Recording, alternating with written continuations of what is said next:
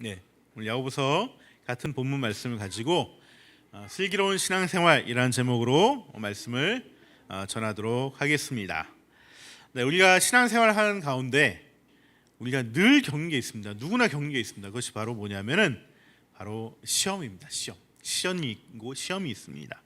우리는 그런 시험과 시련이 닥치게 되는데 그때 우리는 어떻게 임해야 되는가에 대해서 말씀을 나누려고 합니다. 요즘 그 많이 나오는 문구들 중에 하나가 뭐냐면, 기분 좋게 하는 문구들 중에 하나가 바로 이거죠. 꽃길만 걸으세요. 네, 꽃길만 걸으세요. 네, 여러분들도 꽃길만 걷길 축원합니다. 자, 누구나 다 이렇게 꽃길만 걷고 싶고 꽃냄새만 맡고 꽃냄새 가득한 삶을 살아가고 싶어 합니다. 그런데 너무나 아쉽게도 꽃길만 있는 인생은 정말 없습니다. 그냥 없다고 보시면 됩니다. 없다고 보시면 대부분 다 이런 자갈길, 돌짝밭길, 진흙탕길, 뭐 이 정도만 돼도 다행이죠. 뭐 가시밭길, 지뢰밭길, 벼랑 끝길, 뭐 이런 길로 갈 때가 많이 있습니다. 지난주에 우리 시험이 끝난 우리 또 하람이도 있고 또 민지와 또 다른 또 우리 윤서와 민경이도 있는데, 우리 아이들도 늘 수행이다, 뭐 시험이다, 이렇게 적어도 중학교 2학년, 3학년부터는 늘 인생에 한동안은 시험의 연속이 계속됩니다.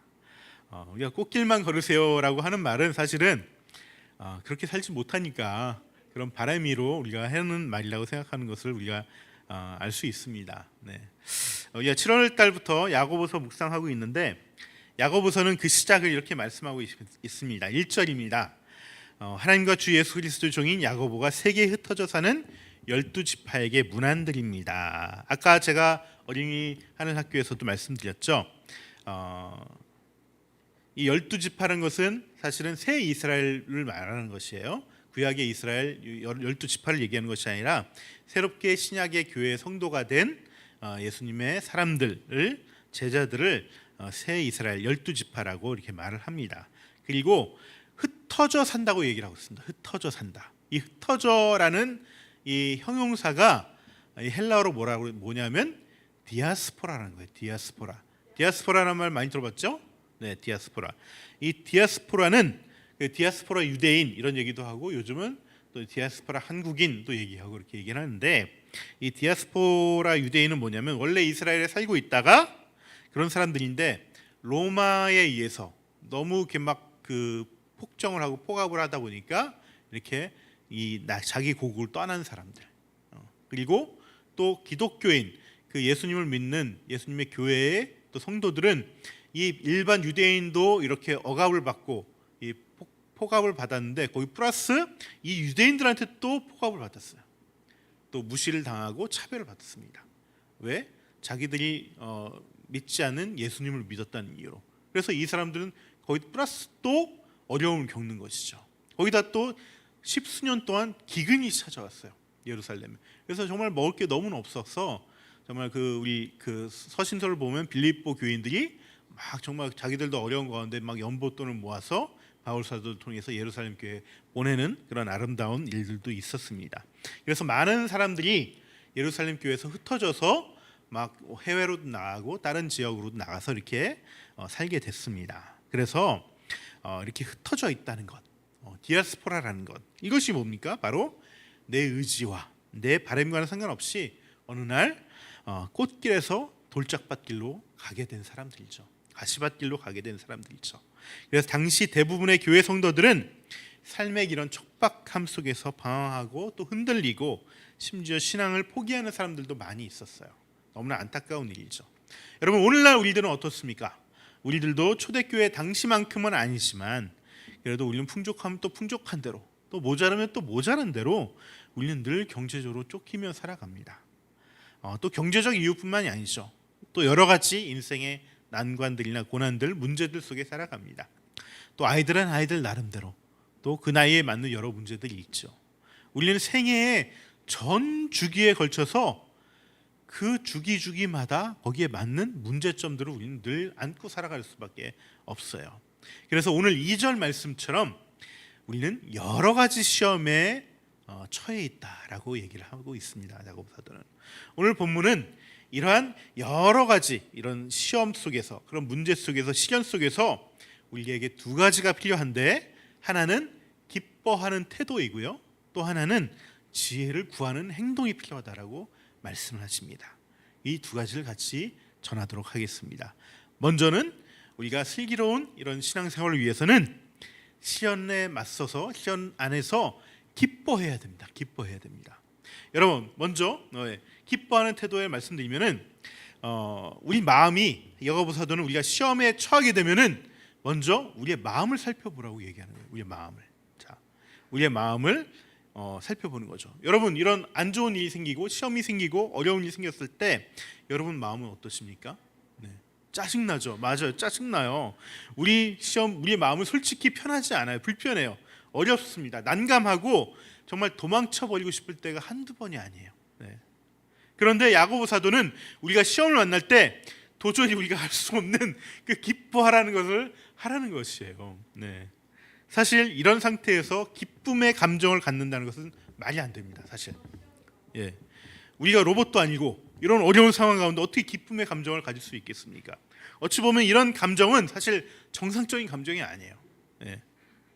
거짓 감정일 때가 많습니다. 대부분의 사람들은 사람들 앞에서 자신의 감정을 숨길 때가 많이 있거든요. 네. 특히 또 교회 모임에서 자신의 감정을 숨길 때가 많이 있습니다. 근데 그거는 사실 좋은 게 아니죠. 우리가 때로는 우리의 감정을 숨기는 게 아니라 조절할 필요는 있어요. 완급을 조절할 필요는 있지만은 숨기는 것은 아니다.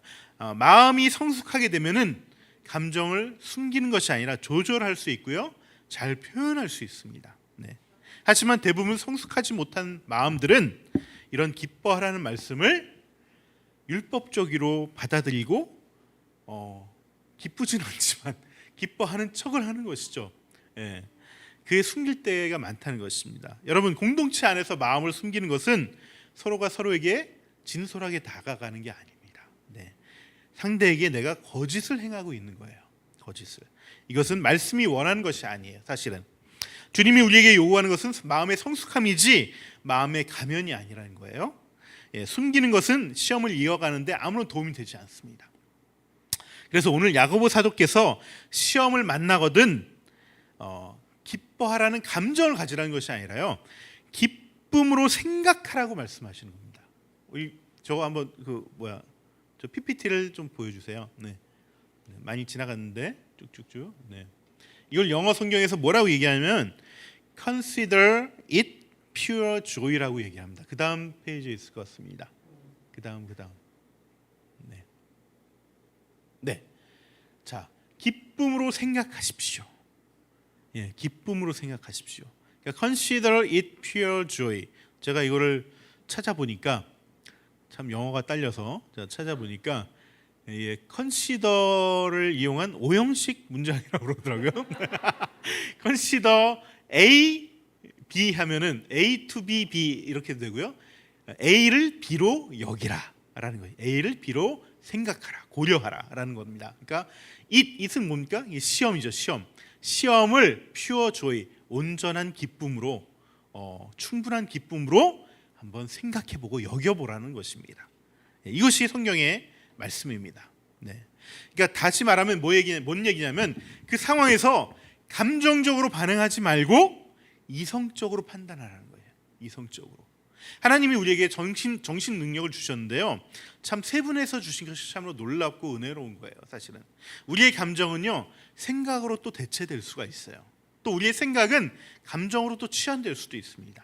우리가 마땅히 기뻐하는 감정, 그런 기분은 들지 않지만, 그건 힘들지만 그럴 때일수록 더 그 감정에 휩싸여 버리지 말고 곧바로 우리의 마음을 생각 모드로 바꿔야 되는 거예요. 생각 모드로. 그래서 이 시험의 상황이 우리를 끌고 가는 목적지가 어디에 분명히 있을 거다라는 것을 생각하는 것이죠. 여러분, 하나님께서 우리에게 시험을 허락하셔서 그 시험을 통해서 우리가 도달할 목적지는 뭐냐면 바로 우리의 신앙과 우리의 인격과 마음이 성숙되고 성장하는 것입니다. 이것이 목적이에요. 이것을 생각해 보면은 이런 시험을 통해서 내가 성숙해지는구나, 성장해지는구나라는 것을 생각하면서 내가 이것을 기쁨으로 생각할 수 있는 것이죠. 이러한 자세를 취하라는 것입니다. 사실 우리가 성장하고 성숙해야 한다는 것은 사실 새로운 것이 아니에요. 누구나 다 알고 있는 거예요. 우리는 아이였을 때부터 교육을 통해서 너는 바르게 잘 성장하고 자라야 된다라는 말을 수없이 듣고 자랐습니다. 우리가 생명을 가지고 있는 한 우리는 계속해서 변화하고 성장을 거듭해야 되는 것이 바로 이건 자연의 법칙이에요. 자연의 법칙. 일종의 본능입니다. 누구도 이 점을 모르지 않습니다. 심지어 우리조차 이 아이는 빨리 난 잘하고 싶어 이런 마음을 가지고 있어요. 그리고 자기는 더 좋은 사람이 되고 싶어라고 그 마음을 가지고 있습니다. 너 이렇게 하면 너 멍청이 되겠네 이렇게 얘기하면 싫어 막 이러면서 나는 똑똑이가 될 거야라고 이렇게 얘기를 한다는 거예요. 여러분 우리가 이렇게 성장이 우리의 본능이고 아는 것이고 다 아는 것이지만은 안 좋은 감정이 쌓이게 되면은 우리로 하여금 우리의 본능조차도 잃어버리게 만든다는 거예요. 그래서 3절을 보시면 사도께서 우리가 시련을 통해서 인내를 낳는다는 사실을 우리가 모두 사실은 알고 있다라고 이렇게 일깨워 주고 계십니다. 이렇게 인내가 쌓이게 되면은 우리는 조금도 부족함 없이 온전하고 완전하고 성숙한 사람이 되어져 가는 것입니다. 여러분 우리는요 생애 주기별로 그 나이에 맞는 그 상황에 맞는 그 인내의 능력이 자라나야 돼요. 인내의 능력이. 하지만 공짜는 없습니다. 공짜는 없어요. 그 나이에 맞는 시련을 겪고 그 시련을 통해서 우리의 인내의 능력치가 점점점 자라나게 되는 거예요. 자라나게 되는 거예요. 그래야 온전히 성숙한 사람이로 성장할 수 있다는 것이죠. 그런데 우리는 시험이 닥치고 시련이 다가오면은 그 시험과 시련의 문제를 해결하는 데만 온 정신이 빠져 있어요. 이걸 어떻게 해결하지? 어떻게 해결하지? 이거에만 우리의 집중이 돼 있다는 거예요. 물론 문제는 해결해야 됩니다. 하지만 하나님 우리에게 시험과 시련을 허락하시는 이유는 그 문제 해결에만 있지 않아요. 그 문제 해결의 과정, 그 시간을 통해서 과정을 통해서 우리의 믿음이 인내력을 갖게 하기 위함이에요. 그것이 주님이 우리에게 시험과 시험을 주신다는 그 목적이라는 것입니다. 그래서 우리는 답을 찾는 것도 중요하지만 그 시간을 온전히 감내해 나가는 것, 이것도 굉장히 중요합니다. 그 시간을 온전히 버텨야지만 우리의 믿음의 인내력이 키워지기 때문에 그런 것입니다. 우리는 늘 주님께 이렇게 얘기해요. 주님 언제까지 이래야 됩니까? 저는 언제쯤 빛을 발할 수 있을까요? 내 인생 언제쯤 풀릴 수 있을까요? 제가 40이 될 때까지 늘 이삭을 묵상하며 살았습니다. 이삭이 40에 결혼했거든요. 주님 저는 언제 결혼할 수 있어요? 저는 왜 결혼을 못하는 거예요? 그러면서 그렇게 주님께 간구하면서 40까지 지났는데도 결혼을 못하는 거예요. 제가 45세 결혼했거든요. 5년은 거의 멘붕으로 그래 안 할게요. 안 하고 말지 내가. 그래서 그렇게 지냈는데 오늘 아침에 생각해 보니까 내가 정말 일찍 결혼했다면은 나와 내 어떤 그 어린 그 미숙한 마음 상태로 내 그 정말 열악한 환경 속에서 한 이혼은 2번은 했겠다. 그런 생각이 들더라고요. 정말 진짜 힘들었겠다. 정말 지옥 같은 삶을 살았겠다라는 생각을 가졌습니다. 그래서 그걸 보면서 정말 하나님께서 정확한 때에 하나님께서 또 인도해 주시는 것이 있구나라는 것을 내가 다시 한번 오늘 아침에 또 깨달았어요. 정말 하나님께서는요 우리가 인내력을 키울 때까지 그 시간을 끌고 계세요. 여러분 주님께서는 하나님은 우리에게 모든 것을 다 알려주시길 원하십니다. 다 알려주시는데 잘 안 알려주시는 게 하나가 있어요. 그게 바로 시간. 그 때를 잘 안 알려주십니다. 우리 복음서 보시면 제자들이 예수님한테 물어보죠. 도대체 이 세상이 정말 언제 오니까 예수님 언제 다시 오시는 거예요? 딱 물어봤지만 하나님과 같은 레벨의 예수님께서도 그거는 나도 모른다. 그거는 오직 하나님 아버지의 권한이고 하나님만 알 수 있다. 예수님도 모르는 걸 우리가 어떻게 알겠습니까? 우리는 그냥 기다림으로 우리의 믿음의 인내력을 키우는 것, 이것이 우리의 감당해야 될 몫이라는 거예요. 그렇게 되어야지 우리가 온전히 성숙한 하나님의 사람이 되어간다는 것이죠. 우리가 믿음의 인내력으로 그런 성숙한 하나님의 사람 되기를 주님의 이름으로 축원합니다. 네. 두 번째는요, 우리가 슬기로운 신앙생활을 위해서는 시련 앞에서 지혜를 간구해야 돼요. 지혜를.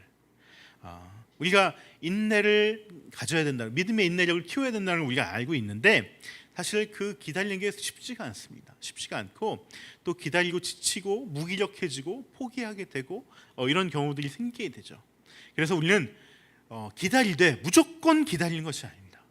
하염없이 기다리는 것이 아닙니다. 제가 옛날에 연극을 한번 본 적이 있는데, 고도를 기다리며 그 영화 연극 보셨나요? 제가 태어나서 처음에 본 연극이 바로 그 연극이에요.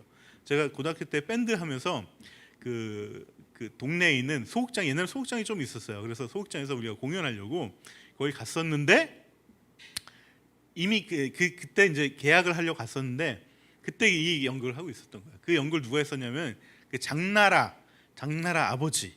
근데 이름 추성훈? 추성호? 예, 그분이 그걸 하시더라고요. 그분하고 같이 얘기도 하고, 그러면서 연극 보러 오라고 그래서 표를 주셔가지고 그 다음날 가서 연극을 봤는데, 정말 재미없더라고요. 그냥 처음부터 끝까지 고도는 도대체 언제 오는 거야? 그래서 계속 기다리면서 막 잡담하다 끝나는 게 이 고도를 기다리며라는 어떤 뭐 블랙 코미디, 부조리 코미디 희극 같은 건데, 여러분 그렇게 기다리는 게 아닙니다. 우리는 그냥 아무 생각 없이 기다리는 것이 아니라 정말 우리의 기다림은 하나님께 간구하면서 기다려야 되는 거예요. 간구하면서. 그래서 우리가 하나님께 간구를 해야 되는데, 간구는 먼저 하나의 전제 조건이 있습니다. 뭐냐면은 우리가 하나님의 지혜를 구하려면 먼저 내 수준을 솔직하게 인정하고 받아들여야 돼요. 뭐냐면은 우리가 지혜를 구하기 위해서는요, 먼저 5절 말씀처럼 우리에게 지혜가 부족함을 깨달아야 돼요. 너희들의 지혜가 부족하거든 이렇게 간구하라, 이렇게 얘기했거든요. 여러분, 내가 지혜가 부족하지 않다고 생각하면 간구하지 않습니다. 먼저 내가 지혜가 부족하다는 것을 우리는 깨닫고 그 지혜를 하나님께 간구해야 돼요.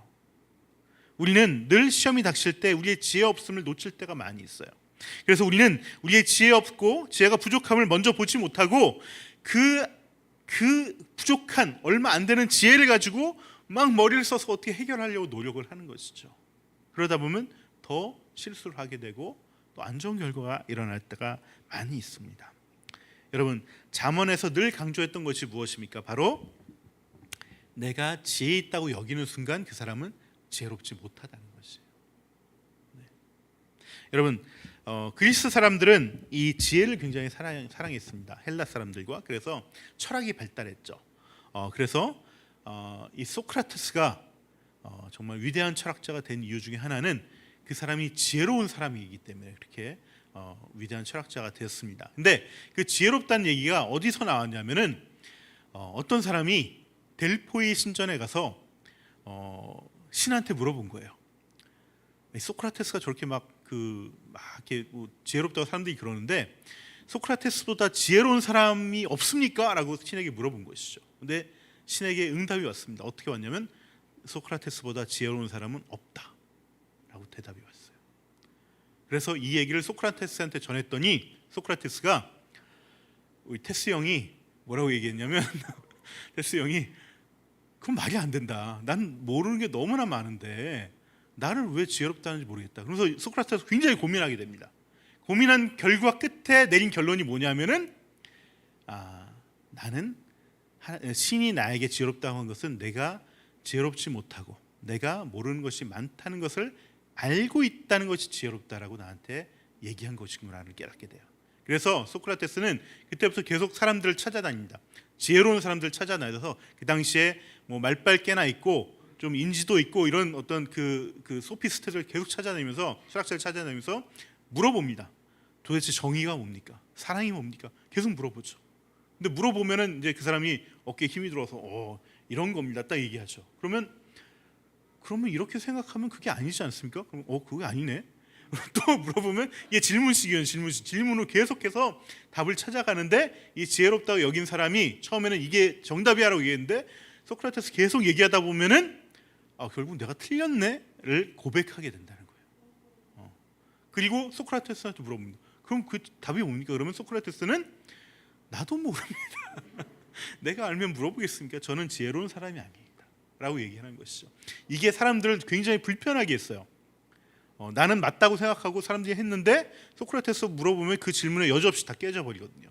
결국 나는 지혜롭지 않다는 것이 드러나게 되죠.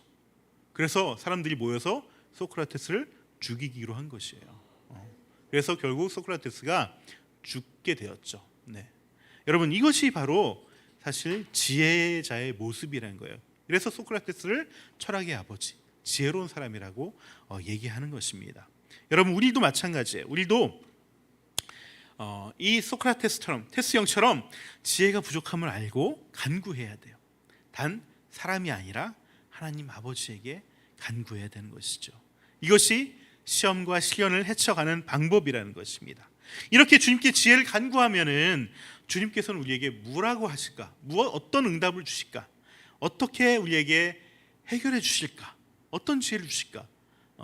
총 3가지 종류의 답변을 주십니다. 첫 번째는 문제 해결의 역사가 일어납니다. 문제 해결의 역사. 여러분, 이것은 우리가 그 문제 해결의 역사가 일어나는 것은 많지가 않습니다. 기적이 일어나고 이런 것들은 많지가 않습니다. 하지만 그런 것이 일어납니다. 안 일어나지 않습니다. 이것은 우리가 어떤 때 일어나냐면 우리가 그 문제를 정말 해결할 능력이 없을 때, 그런데 너무나 급박해. 그럴 때 주님께서 우리에게 베푸시는 은혜예요. 긍휼로 베푸시는 은혜예요. 우리가 그 은혜를 누릴 만한 자격도 없고 능력도 없음에도 불구하고 주님께서 우리를 불쌍히 여기셔서 그 일을 해결해 주시는 거예요. 기적을 베푸시고 일들을 열어가셔서 해결해 주시는 것입니다. 두 번째는 우리에게 그 문제 해결의 방법을 깨닫게 해주십니다. 방법을. 여러분, 이 경우에는요, 방법을 깨닫게 해주신다고 완전히 또 좋아하실 필요는 없습니다. 네, 그래서 감사한데 이 경우는 어떤 경우냐면 그 방법을 깨닫게 하긴 했지만 그 방법대로 실천하는 게 굉장히 어렵습니다. 그런 함정이 있다는 거 우리가 잊지 마시고요. 네, 대부분의 문제들은 우리가 깨달았다고 해결되지 않습니다. 깨달았다고 해결되지 않아요. 그 깨달은 대로 순종하고 행동하고 실천하고 섬겨서 몸에 익히고 그런 시간이 필요하죠. 그런 과정이 필요한 것입니다. 가령 우리가 갈등이 생겨났을 때 서로 배우고 섬겨야 된다는 이런 지혜를 얻었더라도, 깨달았더라도 그대로 정말 배우고 섬기는 정말 행동을 하기는 쉽지 않거든요. 그것을 꾸준히 하고 또 이렇게 반복해 나갈 때, 그걸 내 몸에 익을 때, 내 인격으로 온전히 하나 되어졌을 때 그것들이 해결되어져 가는 것입니다. 그래서 하나님께서는 내가 그 행동을 하기 위해서 우리를 깨달음의 지혜를 주신다는 겁니다. 세 번째는 무엇을 주시냐면은 대부분의 경우 이것을 주십니다. 뭐냐면은 그 지혜, 세 번째 지혜는 기도하고 간구하는 그 과정을 통해서 우리에게 믿음을 주세요. 믿음을. 이 문제는 해결될 거야라는 믿음을 주십니다. 우리가 문제도 해결되지 않고 어떻게 해결해야 될지 방법도 모르겠고, 하지만 그래도 믿고 간구하면은 아낌없이 주시고 후하게 해주시는 주님께서 이 모든 것을 이루어 주실 거라는 그 믿음을 주게 돼요. 그 믿음을 갖게 되면 뭐가 되죠? 인내를 할 수가 있게 되는 거예요. 그 시간을 버텨낼 수가 있게 되는 겁니다. 이것이 바로 오늘 본문에서 얘기하는 것입니다. 여러분, 믿음이 믿음을 낳습니다. 믿음이 믿음을 낳아요. 믿음이 없으면 믿음이 생기지 않습니다. 이게 무슨 말장난 같은 얘기냐 하겠지만은, 여러분, 믿음이 있어야 간구하고 기도하게 되는데, 믿음을 가지고 간구하고 기도하게 되면 점점 내 안에 그 믿음이 더 강하게 되고요, 그 믿음을 통해서 하나님께서 역사하신다는 거예요. 그리고 그 역사하시는 그 시간을 우리가 인내하며 기다릴 수 있고, 그 인내 시간이 더 짧아지는 거예요. 우리가 인내력을 키우기 위해서 하나님께서 그 시간을 정하시는데, 우리가 믿음을 가지고 그 인내하는 모습을 보이면은 하나님께서 그 일들을 더 빨리 이루어 주신다는 것이죠. 여러분, 엘리야가 있습니다. 엘리야 선지자가 아합 왕이 정말 악한 짓들을, 이 구약 이스라엘 왕들 중에서 진짜 제일 악한 왕 중에 한 명이 아합 왕인데, 이 아합 왕이 악한 일을 하자 하나님께서 비를 내리지 않으셨어요. 가뭄을 주셨어요. 그래서 그의 얘기를 선포하고 엘리야는 사라집니다. 그때부터 아합이 엘리야를 찾아다녀요.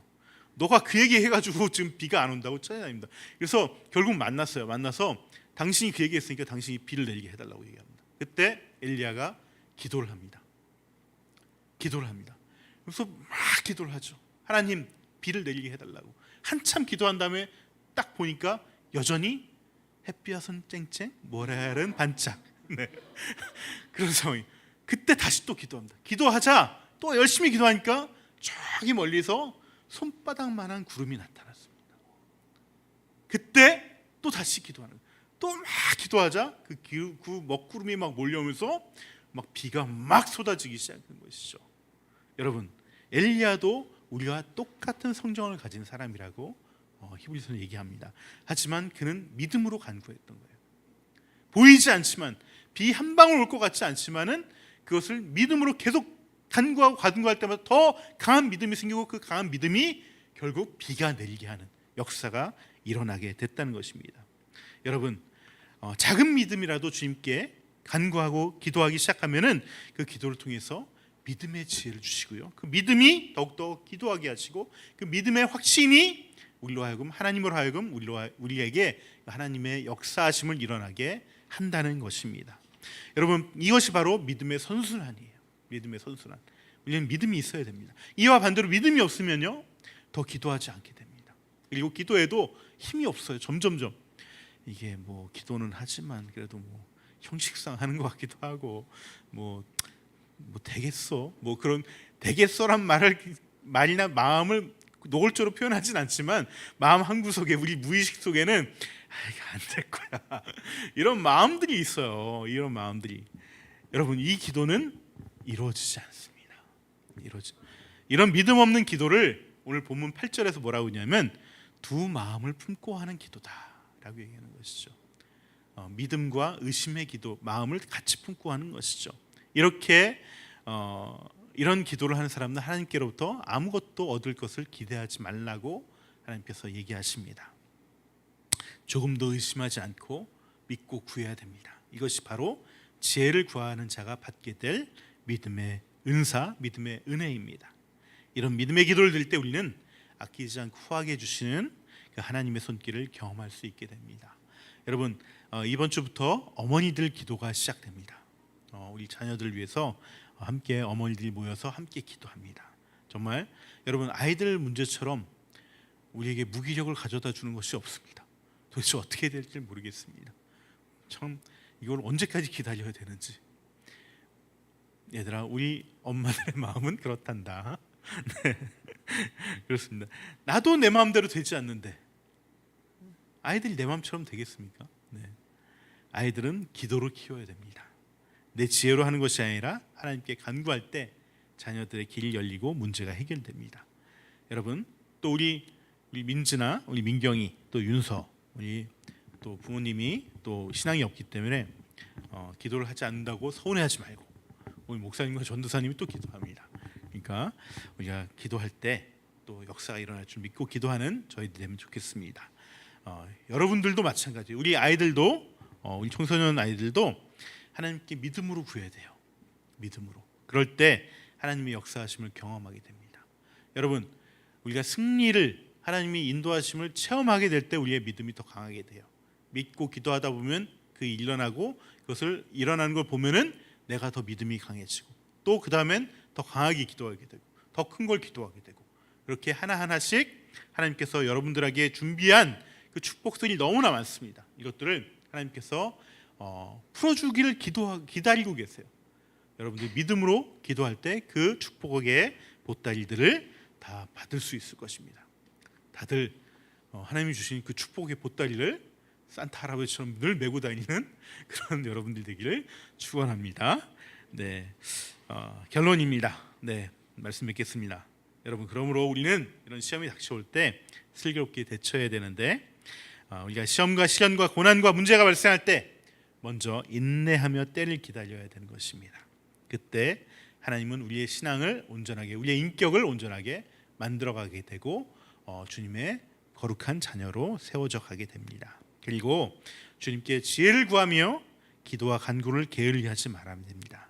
우리가 간구하고 기도할 때 주님은 우리를 믿음을 더욱더 강하게 하고, 그 믿음으로 하나님께서는 큰 축복을 함께 하실 것입니다.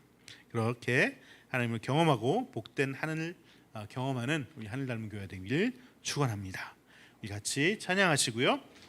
말씀을 새기면서 나도 이렇게 정말 문제 앞에서 인내하며 때를 기다리겠습니다라고 결단했으면 좋겠습니다. 그리고 또 하나님 앞에 지혜를 구하면서 그 믿음으로 더욱더 굳건한 믿음으로 하나님께 간구하는 자가 되겠습니다. 같이 기도하면서 아이고, 네, 이게 잘 보이시나요? 제가 저걸로 했는데 왜 저게 안 됐지?